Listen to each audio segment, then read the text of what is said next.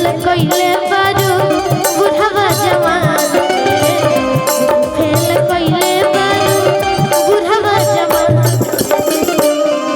अब बोलो भैया अरे की बुद्धि फेल कइले बारू कि हई बुढ़वा जवान कि कहे के मुआवे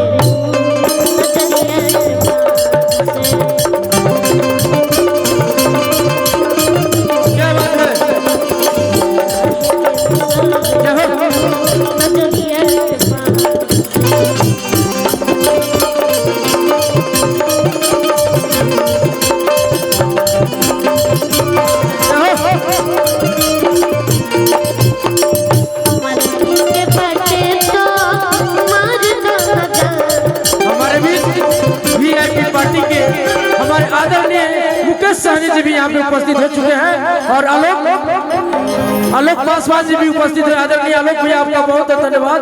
साथ में हम सबके आन बान साथ कम उम्र में सबसे ज्यादा मेहनत करने वाला तरक्की करने वाला आप सभी के बीच वीआईपी पार्टी के गेस्ट मुकेश सहनी जी भी यहाँ पे उपस्थित है। जोरदार 45 सभी लोग बजा दीजिए।